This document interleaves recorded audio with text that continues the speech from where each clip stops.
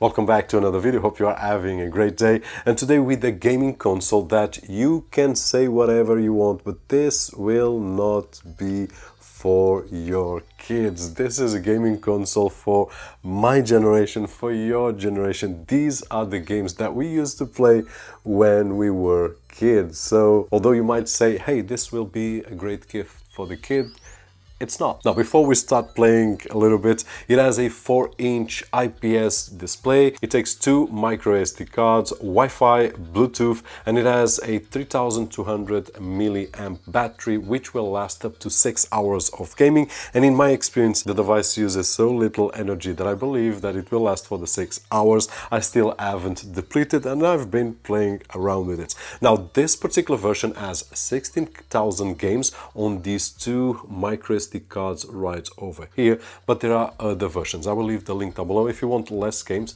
I believe there's a version of 13,000 games and 5,000 games, but in my opinion, for the price difference, I believe that the top end model with the 16,000 games is the way to go. But now let's go and play with it. And if you are watching this video on your Windows 10 or 11 computer and you still haven't activated and can't even edit your desktop icons, don't forget to check out CDKeysales.com, where we can find budget official OEM keys at an affordable price, and with the coupon code that you can see on screen and down below on the video description, it will get even cheaper. And besides Windows 11 Pro, if you are looking for Windows 10 or even an Office suite that we can aggregate directly to our Microsoft account, you can use the same coupon code, which will give you the best price possible at this moment. So just in case, the link will be down below. Here we are with the gaming console. So in terms of buttons, there are these 2. Let me put the volume on maximum for now, which is level 10. We can decrease volume up and down.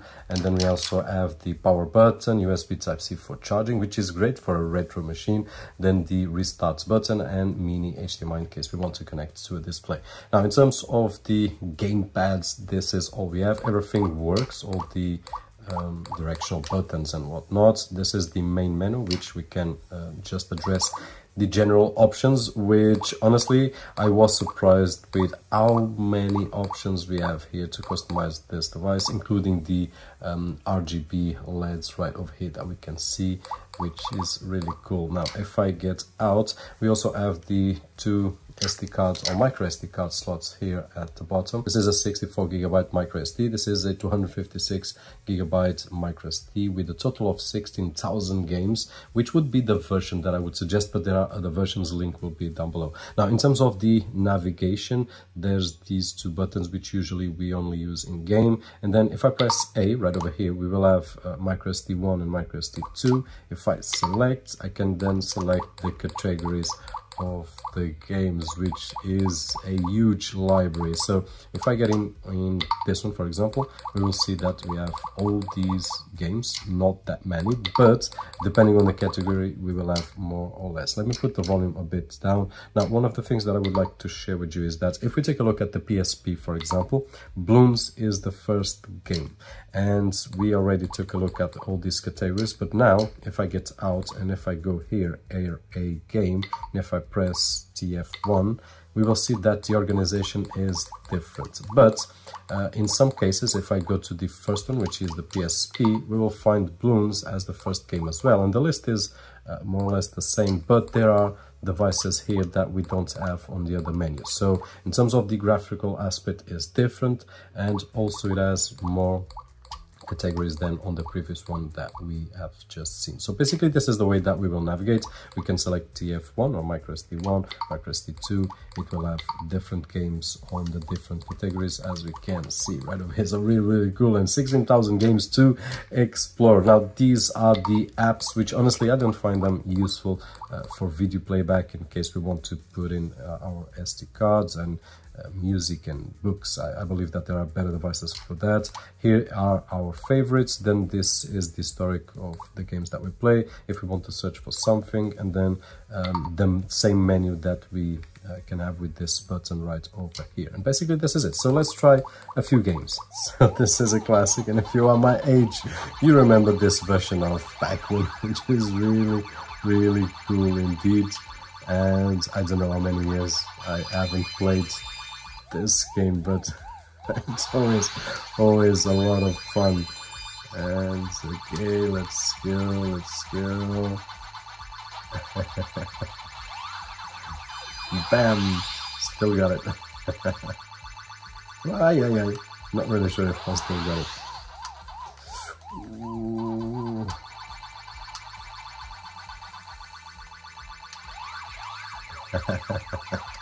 I feel that I'm a bit... I missed one.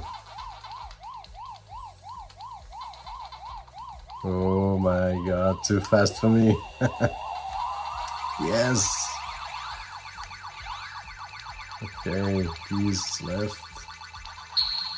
Ta-da! Really cool. This is another classic. Okay, Metal Slug. I used to play a lot on the arcades, not on consoles, on the arcades when I was a kid. 10 cents, I believe, that it cost to play. And of course, if we lost, we had to introduce another coin. Different times. So really cool. And what I can feel so far is that the experience is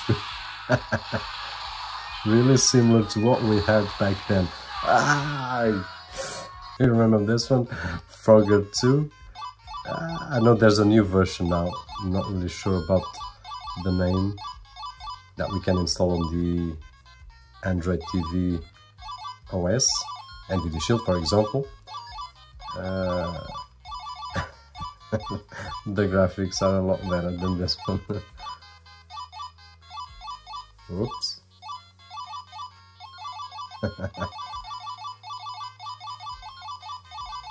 Let's go. I think that it's really cool is the way that we exit the game. We just need to press this button right over here and then select what we want to do, save, load, and this particular case, exit game. That is it. And in a couple of seconds we will be back on the main menu so that we can select more games. Okay, I missed playing this one, Crash Bandicoot. This is a character. Now this game was cool back then, it's still cool right now. Oh.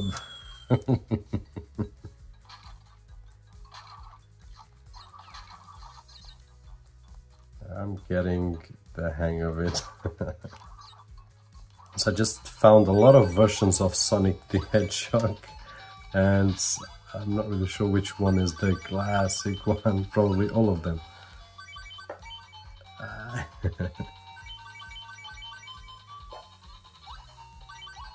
I think I prefer this one, looks more like the version that I used to play on the Sega Mega Drive. Good times. Yeah, this one feels more familiar. Bing. Bing. Ay.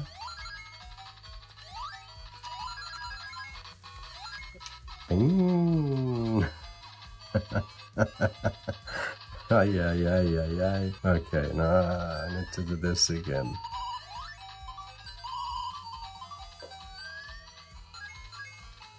Come on.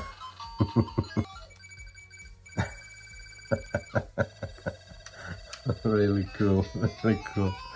Let's go back to work. And that is it, a really cool gadget. And besides being able to play on the display itself, which I believe that it will be the best way for this particular device, we also have a mini HDMI, which we can use to connect to a display or to a TV and then have fun retro gaming on a big screen TV. I honestly prefer to use it like this, but it is an option. Now, if this is not for you, but if you know a grown-up, not a kid, a grown-up that would love to receive a gift such as this, the link will be down below. For Christmas, I believe that this would be an awesome surprise. I see myself with 43 years old playing a few games here and having a lot of fun. Hopefully I could share to that side of the screen a little bit of the fun that I had playing with it. Hopefully you've enjoyed this video, and if you did so, don't forget the usual thumbs up right over there, which is really appreciated on this side of the screen.